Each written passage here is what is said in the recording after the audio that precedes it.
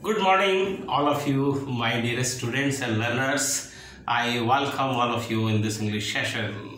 So, I am much confident that you will get sure success after watching over these video clips. So, once again, you are welcome heartily and you can enjoy with me English session. आज का हमारे पास topic है, हमारा topic है pronoun की table करा रहा हूँ। आप प्रिय विद्यार्थियों बहुत अच्छे तरीके से मेरे साथ लेना। टॉपिक मैं ध्यान से लिख रहा हूँ प्रोनाउन। विजिबल है क्या बोर्ड के ऊपर सबको? Pronouns, pro plus noun, noun के जहां पर रिप्लेसमेंट के जो शब्द आते हैं रिप्लेस करके उनको प्रोनाउन कहते हैं। इसकी टेबल बहुत अच्छी खासी खूब सुंदर टेबल तैयार कर रहा हूं, आप बहुत ध्यान लगाएं। Listen to me why carefully. यहां पर मैं आपको सबसे पहले लिख के दे रहा हूं, देखिए आई, माई, मी, myself, mine, understanding। यहां पर बच्चों यहां मैं लिख रहा हूं we, our, us, ourselves और यहां पर हो गया ours, understanding। अब यहां पर ये फर्स्ट पर्सन कहलाते हैं दोनों, second person you, your, you, yourselves और यहां पर हो जाएगा yours, अंडरस्टैंडिंग। अब जितने भी बचे वो सारे थर्ड पर्सन है। यहां पर मैं दे से शुरू कर रहा हूं, दे, देयर, देम, देमसेल्व्स और यहां पर हो जाएगा देयर्स, अंडरस्टैंडिंग। अब मैं कर रहा हूं ही, हिज, हिम, हिमसेल्फ, यहां कुछ नहीं होगा। और यहां पर हमारे पास में क्या होता है बच्चों, विशेष जानने लायक बात है, शी, हर, हर, herself, यहां पर होता है hers। कुछ क्वेश्चन ऐसे आते हैं जैसे वन, वंस, वन, oneself, यहां पर वन भी आता है, कुछ नहीं आता। जब कभी कोई पोस्ट एड्रेस हो, सामान्यतः कोई पोस्ट होगी तो उसको ही से एड्रेस करेंगे, लेकिन जब पोस्ट के साथ में प्रिय विद्यार्थियों lady professor, lady teacher, lady doctor, lady minister, इस प्रकार के शब्द जब एड्रेस होंगे तो तब लेडी शब्द आएगा और टेबल चलेगी शी की। तो यहाँ पर लेडी या वुमेन, ठीक है, लेडी टीचर, लेडी डॉक्टर, तो टेबल कौन सी? शी की चलेगी आपके सामने, अंडरस्टैंडिंग।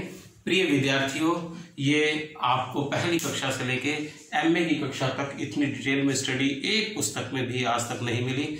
अब मैं बहुत इसका postmortem dissection, each and everything is being made clear to you. बहुत आप ध्यान से रखें, ध्यान से सुने, अपने परमानेंट मेमोरी में फीड करें, बड़ा बेनिफिट होगा। प्रिय विद्यार्थियों यहाँ पर सबसे पहले आप ये ध्यान रखना, इसको मैं रेज करता हूँ एक बार। प्रोनाउन की टेबल में इसको हम कहते हैं सब्जेक्टिव। थोड़ा बड़ा टॉपिक है लेकिन हर हालत में 3 क्वेश्चन मैंने लिख दिया ना, 3 क्वेश्चन तो मिलेंगे और पुराने पेपर्स मिला लेना। यदि उसमें से नहीं है तो आप मुझे फोन करना, ठीक है। ये सब्जेक्टिव कहलाता है, ये पॉजेसिव कहलाता है और ये ऑब्जेक्टिव कहलाता है और ये रिफ्लेक्सिव, REFLEXIVE रिफ्लेक्सिव, और ये कहलाता है स्प्लिट प्रोनाउन। तो ये सब्जेक्टिव प्रोनाउन कहलाती है, ये पॉजेसिव प्रोनाउन कहलाती है, ये ऑब्जेक्टिव प्रोनाउन कहलाती है, ये रिफ्लेक्सिव और स्प्लिट, अंडरस्टैंडिंग। सबसे पहले ये नामकरण क्यों, ये शब्द जहां पर आएंगे अर्थात ये शब्द केवल और केवल किसी भी सेंटेंस में सब्जेक्ट की हैसियत के रूप में ही आते हैं, सब्जेक्ट की पोजीशन के रूप में ही आते हैं। इस कारण से इसका नाम पड़ा है सब्जेक्टिव, अंडरस्टैंडिंग। ये तीसरी जो कॉलम में आपको शब्द नजर आ रहे हैं, ये सारे के सारे शब्द कहाँ आते हैं? ऑब्जेक्ट के स्थान पर ही प्रयोग होते हैं, इसलिए इनका वैज्ञानिक कारण है, लॉजिकल रीजन है कि इसके पीछे क्या आया है, ऑब्जेक्टिव शब्द आया है। और ये पॉजेसिव, ये सब्जेक्ट के स्थान पर भी आते हैं, ये ऑब्जेक्ट के स्थान पर भी आते हैं और ये कॉम्प्लीमेंट के स्थान पर भी आते रहते हैं। अब इनके हम प्रयोग कैसे देखेंगे, आप थोड़ा धैर्य मेरे साथ बनाए रखें। देखें यहां मैं नई बात बता रहा हूं, आई और वी कहलाते हैं फर्स्ट पर्सन, यू कहलाता है सेकंड पर्सन और बाकी जितने बचे ये सारे के सारे कौन से कहलाते हैं? Third person. Okay dear students, मुझे आशा ही नहीं पूर्ण विश्वास है कि आपने अब तक धैर्य बनाकर देखा होगा। अब मैं जैसे गणित में बताते हैं 2 और 2 4 होते हैं, 2 मॉलिक्यूल हाइड्रोजन और 1 मॉलिक्यूल ऑक्सीजन मिलकर के क्या बनाते हैं, जल बनाते हैं। मैं उस फॉर्मूले वैज्ञानिक तरीके से आपको समझा रहा हूं, पेपर में कैसे आता है ये। आप कृपया सहानुभूति, स्नेह, पूरे अपने आप से सहानुभूति रखें, हमसे सहानुभूति बनाने की आवश्यकता नहीं है। अपने आप को कंसंट्रेट करें, अपना इंप्रूवमेंट करें। आपका इंप्रूवमेंट हो गया तो समाज अपने आप इंप्रूव हो जाएगा। ओके डियर स्टूडेंट्स, अब यहां पर थोड़ा सा मेरे साथ में आप देख लीजिए, ये सारे के सारे कहां पर, यदि आपको किसी भी सेंटेंस में ये ऑब्जेक्ट के स्थान पे दिखाई देंगे तो ये एरर हो जाएगी, अर्थात ये कहां आने चाहिए, सिर्फ और सिर्फ सब्जेक्ट के स्थान पर ही आने चाहिए, ये आने चाहिए पॉजेसिव। अब मैं इनके यूसेज बता रहा हूं, थोड़ा सा मेरे साथ देख लेंगे। यहां पर सीधा इसके बाद में क्या आ जाता है, ये सब्जेक्ट के रूप में आता है, तो यहां पर वर्ब आती है। टेंस के अनुसार इनके बाद वर्ब आना शुरू हो जाती है। ये सारे पॉजेसिव दिखाई दे रहे हैं क्या, ये सारे पॉजेसिव दिख रहे हैं, तो ये जो पॉजेसिव है जितने भी, ये सारे के सारे पॉजेसिव, यहाँ पर क्या होता है कि इनके बाद में या तो नाउन आती है या वर्ब आईएनजी आती है। प्रिय विद्यार्थियों, प्रिय मित्रों, ध्यान कर लो, जब वर्ब आईएनजी नाउन का काम करती है, इसी को जेरंड बोलते हैं। जब कभी वर्ब आईएनजी नाउन का काम कर रही है, ओके, तो उसको हम क्या बोलते हैं, जेरंड बोलते हैं। यहां पर परीक्षा में सिंपल सा क्वेश्चन अभी बताऊंगा कि इसके बाद एक वो पूरी टेबल याद कर लें, फिर हम इसकी सेकंड सीरीज बड़ी डिटेल में लगाएंगे, क्योंकि इसमें से 3 क्वेश्चन आने ही आने, ये लिख के बता रहा हूं मैं यहाँ, ये चैलेंज है हमारा। नहीं आए तो मुझे बताइएगा। ओके, तो इसके बाद में इन शब्दों के बाद या तो नाउन आती है या वर्ब आईएनजी आती है। ओके, अब ये ऑब्जेक्ट वाले शब्द दिखाई दे रहे हैं क्या, ऑब्जेक्ट वाले शब्दों का आप ध्यान से देखिएगा। इनसे पहले पैसिव वॉइस में क्या आता है, खूब 20 मिनट की वीडियो लगाई थी, by me, by us, by you, English is written by you. Okay, models can be used by us, understanding. तो इनके पहले बाय करके और बाई से पहले क्या होगी, वर्ब की थर्ड फॉर्म आती है। तो ये इस प्रकार का प्रयोग यहाँ बहुत अच्छे सुंदर तरीके से है। अब मैं ये रिफ्लेक्सिव की बात बता रहा हूँ। रिफ्लेक्सिव के अंदर यहाँ आप प्रिय विद्यार्थियों, आपके केवल 5 ही शब्द ऑक्सफोर्ड डिक्शनरी में है, जो पुराने 150 क्वेश्चन पेपर में वही रिपीट होते हैं। मैं वो शब्द आपको यहाँ थोड़ा सा लिख देता हूँ, ठीक है। एक शब्द होता है एक्विट, ACQUIT, एक्यूट हो गया, और एक शब्द होता है हाइड, HIDE हाइड, और एक होता है रिजाइन, RESIGNE रिजाइन। ये जो प्रमुख शब्द है, ये अक्सर आपकी परीक्षा में हाइड और रिजाइन ये घूमते ही रहते हैं। ये अक्सर हर हालत में प्रयोग होते हैं। इनके प्रयोग के लिए जो सब्जेक्ट होता है, जैसे सेंटेंस लिखते हैं ना, पुलिस ऑफिसर कोर्ट में बयान देता है कि मैं स्वयं गया, मैंने स्वयं देखा, तो जब सब्जेक्ट के अनुसार स्वयं शब्द लगाना हो, उसी को क्या बोलते हैं, रिफ्लेक्सिव। जैसे I myself went there, I myself went there, I used myself. Okay, तो इस प्रकार से ये हाइड, रिजाइन, एक्विट, और एक शब्द होता है एब्डिकेट, CAT, एब्डिकेट। ये बड़े सामान्य कॉमन से शब्द हैं जो हर पेपर में यूज होते रहते हैं। हमने आपको इनको बहुत ही कॉन्फिडेंटली यहाँ लिख दिया, और इनसे बाहर आपका पेपर नहीं मिलने वाला। ओके डियर स्टूडेंट्स, तो जैसा सब्जेक्ट है, आई है तो माई सेल्फ आ जाएगा, यू है तो योर सेल्फ आ जाएगा, शी है तो हर सेल्फ आ जाएगा, इस प्रकार से आता है। अब रहेगा स्प्लिट प्रोनाउन, बहुत बहुत अच्छा यूसेज है स्प्लिट। स्प्लिट शब्द से ही पता लगता है, स्प्लिट माने पीछे से काट देना। तो जिन वाक्यों के अंदर ये प्रयोग आ जाए, जैसे मैं कह रहा हूं, ये लाइव टेलीकास्ट के शब्द प्रयोग होते हैं, इसलिए इसके साथ ऐसा होता है। जब मैं आपके सामने कह रहा हूं इट इज माइन, आपको नजर आ रहा है कि ये क्या है, इसका मतलब देखने और सुनने वाला इसको जानता है, पर इसकी पॉजेसिव, इसकी मैंने ऑनरशिप, मलकियत निर्धारित कर दी, it is mine, it is mine.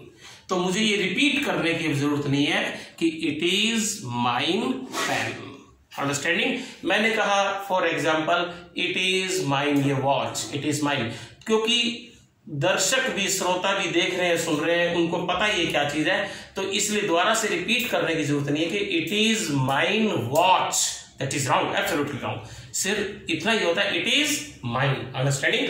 She is, it is hers, it is hers, it is theirs, इस प्रकार के सेंस में जब प्रयोग आता है तो ये सब सब्जेक्ट के अनुसार इनका प्रयोग होता चलता है। अब प्रिय विद्यार्थियों, इसी के अंदर मैं थोड़ा सा आपको सबसे पहले सब्जेक्टिव के यूज बता रहा हूं। अब आप मेरे साथ चलते रहना। इसके ऊपर एक क्वेश्चन इन दिनों कई सालों से नहीं आया, लगभग 1-1.5 साल से आपके हर हालत में मिलेगा। किसी भी एक सेंटेंस में जब एक से अधिक ज्यादा सब्जेक्ट जुड़े हो तो उसके 2 तरीके होते हैं। आप देसी फार्मूला मेरे साथ लिख लेना, एक तो 123 और 231। अंडरस्टैंडिंग? 123 और 231। 123 कब आएगा?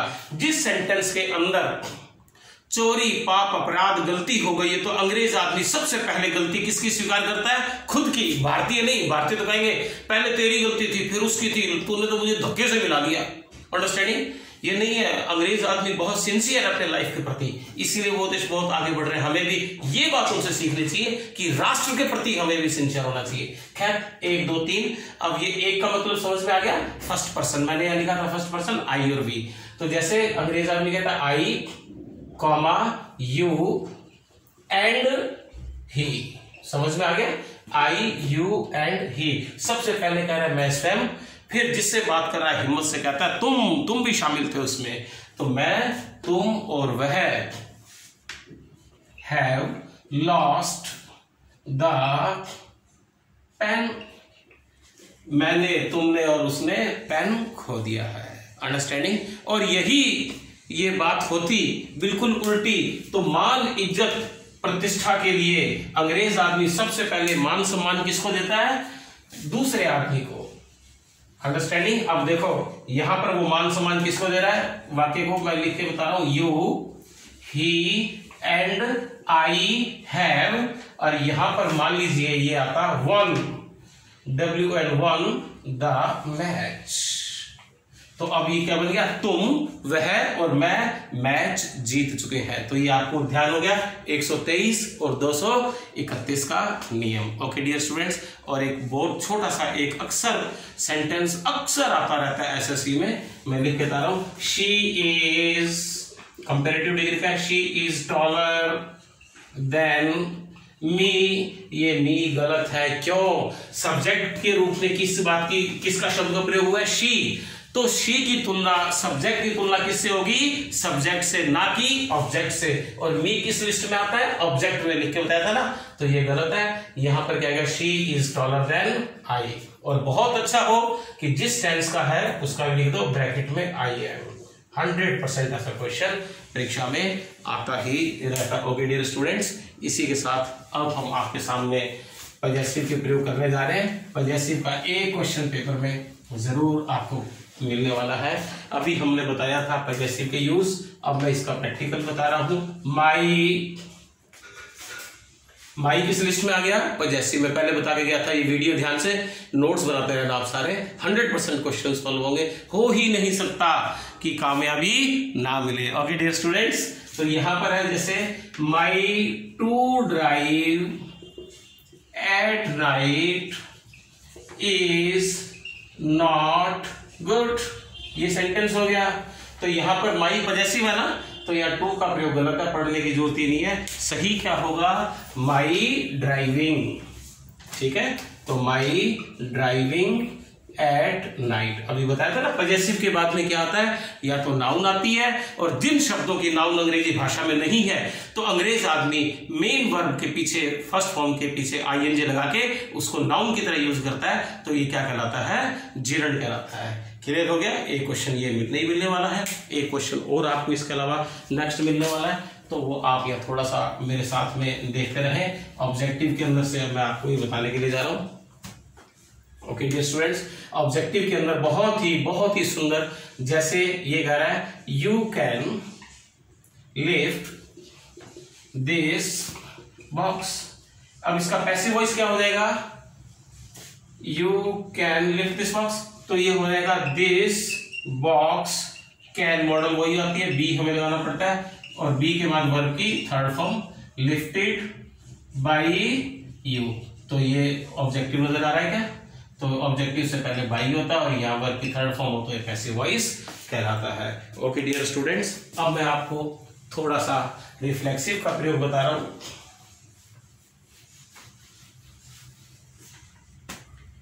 आई या ही पे लेते हैं, he hides behind the curtain when the police come to him. अब इसमें रॉन्ग क्या है, हाइड्स है ना, ही हाइड्स हिमसेल्फ। समझ में आ गया क्या? तो ये मैंने पांच शब्द बताए थे ना, उन पांचों शब्दों में से वही रिपीट होते हैं, ज्यादा डरने की बात नहीं है, बहुत अच्छे तरीके से पेपर रख लोगा। ही हाइड्स, अब ये हिमसेल्फ लगने पे यहाँ पे ये बिल्कुल इसका प्रयोग सही होगा। अब मैं आपको प्रयोग बता रहा हूं स्प्लिट प्रोनाउन के। स्प्लिट प्रोनाउन के विद्यार्थियों, हमारे साथ में एक क्या चीज है, बहुत ही सुंदर, बहुत ही खूबसूरत सी चीज, आप देख लीजिए। जब मैं कहूं इट इज माइन पेन, बस पढ़ने की जरूरत ही नहीं है, पढ़ना पड़ेगा। इट इज कंट्रोवर्शियल स्टेटमेंट, मजाक की बात है। तो इट इज माइन पेन, तो माइन कौन सा हो गया, स्प्लिट हो गया ना, इसके बाद कभी भी नाउन रिपीट नहीं होती, बस ये क्वेश्चन गलत है। अंडरस्टैंडिंग? इसके बाद हम आगे की नेक्स्ट सीरीज आपके साथ में, अभी हम इसको माइंड में आप रिवाइंड करो और एक बार हम उसको देखते हैं और फिर हम आपको रिफ्रेश दोबारा करते हैं। ओके।